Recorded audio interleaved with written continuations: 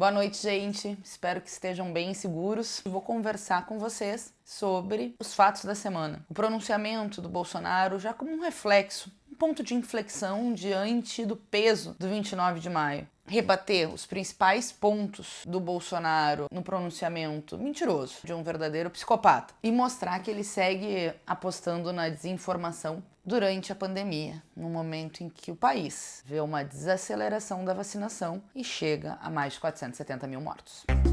Oi, tá me escutando? O que não faz 59% de rejeição, quase 500 mil de pessoas nas ruas pedindo fora Bolsonaro.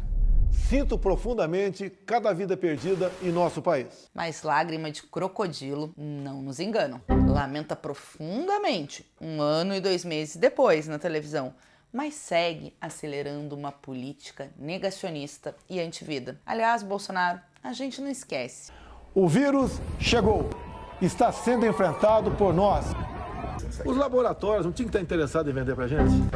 O pessoal diz que eu tenho que ir atrás. Não. Quem quer vender, se eu sou vendedor, eu quero apresentar. Tá tudo gravado, não adianta mentir. Que governo que defende a vida desiste da nomeação de uma das maiores infectologistas na Secretaria de Enfrentamento à Covid porque ela defende a ciência? Quando eu disse que há 1 ano atrás nós estávamos na vanguarda da estupidez mundial, eu, infelizmente, ainda mantenho isso em vários aspectos. A verdade é que eles compactuam com as fake news, a teoria da conspiração, um discurso negacionista e apostaram na imunidade de rebanho, que poderia, se fosse levada a cabo pelos governos de estados e municípios, poderia ter levado a 1 milhão de óbitos no país. Aliás, uma das chefes, ao que parece, desse gabinete paralelo é a médica Nise Yamaguchi, que ficou comprovado na CPI que não só entorou para defender o kit Covid e acabou tendo aulas básicas de biologia. Quando surgiu o H1N1, a gripe H1N1, a ciência foi atrás de um medicamento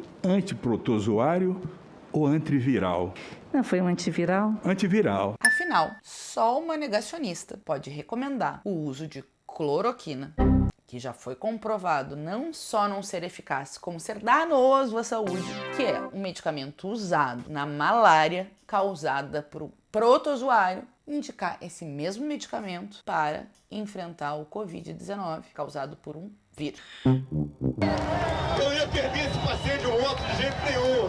O prêmio dado para o cúmplice do genocídio Pazuello foi um carguinho de cerca de 10 mil reais na Secretaria de Assuntos Estratégicos. Prêmio nomeação e prêmio salvo-conduto da cúpula do Exército por participar de atos claramente da extrema-direita e claramente eleitorais. O sinal que dá para a sociedade e para o povo de uma forma geral é que Pazuello ganhou uma mãozinha na cabeça e o Bolsonaro um salvo-conduto para seguir tentando montar o seu exército. O meu exército não vai pra rua para obrigar o povo a ficar em casa. Cada vez que eles ficam menores, mais eles tentam provocar, intimidar e construir um exército para chamar de seu. Hoje alcançamos a marca de 100 milhões de doses de vacinas distribuídas a estados e municípios. O Brasil é o 4º país que mais vacina no planeta. Bolsonaro tenta jogar com os números para esconder sua política de morte. Ele esquece de dizer que no ranking proporcional, o número de vacinados para o tamanho da sua população, o Brasil está na 66ª posição, gente. 66ª posição. Menos de 11% da nossa população estão totalmente imunizadas. É muito pouco. Para a gente conseguir salvar vidas, precisam imunizar 70%. E nós estamos em junho.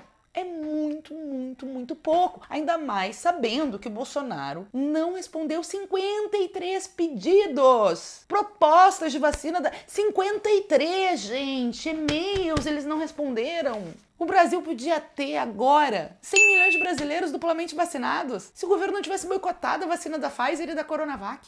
E recém agora começa a se vacinar os trabalhadores em educação, que são muito importantes e que é uma luta nossa desde 2020 que entrasse na prioridade. Se seguir nesse ritmo de agora, a vacinação só vai ser conclusa no Brasil em 2024. Tudo indica que no segundo semestre vai ter mais doses de vacina chegando. Então, não acho que demoraremos até 2024. Mas igual, a vacinação tá passo de tartaruga.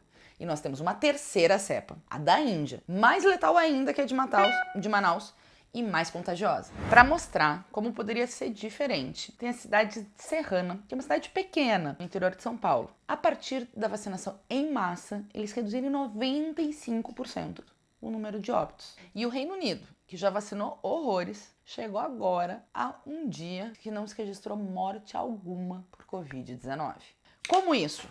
Apostando na vacina, fazendo os acordos antes da produção de vacinas para assim que elas estiverem prontas, ter larga escala de vacinação, como fez o Chile, como fizeram vários países. Apostando nas medidas sanitárias, no distanciamento social, na ciência no posto de mando e na centralização do enfrentamento à pandemia. Mas o Bolsonaro fez tudo ao contrário, e segue acelerando sua política de morte, querendo trazer agora a Copa América para o Brasil. Fato contestado por jogadores, por cientistas e por amplos setores. A sociedade brasileira, a coletividade do futebol e do esporte, nós não podemos aceitar essa decisão. É uma vergonha, é um assinte, é um tapa na cara dos brasileiros. Sempre disse que tínhamos dois problemas pela frente: o vírus e o desemprego, que deveriam ser tratados com a mesma responsabilidade e de forma simultânea. Papo furado. A verdade é que Bolsonaro foi o melhor amigo do vírus no Brasil, o que acelerou uma crise econômica que é anterior à pandemia, mas que foi potencializada pela forma como o Bolsonaro tratou a pandemia. Ele não queria auxílio emergencial, foi derrotado, e graças ao auxílio emergencial, 2020 foi menos difícil.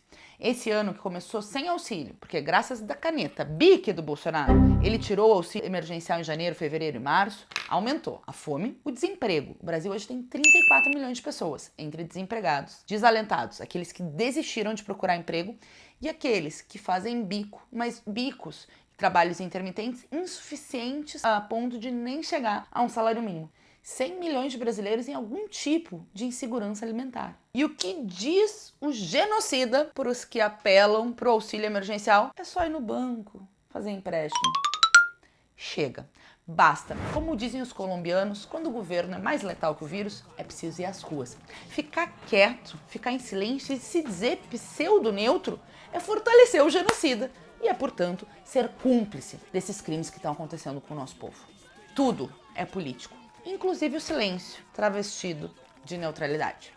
E o 29 de maio apontou um caminho, que nós precisamos ter toda a unidade de ação e mesmo no meio da pandemia fazer uma luta intermitente pelo fora Bolsonaro para que a CPI do Senado não seja só uma CPI protocolar, para que a gente abra outra brecha para o impedimento, para que a gente derrote o pior presidente da história do país que cometeu inúmeros crimes contra a humanidade ainda em 2021. Para isso, a gente precisa apostar em construir um grande 19 de junho, apostar de que nós não estamos sós e saber que o 29 de maio começou a mexer as placas tectônicas.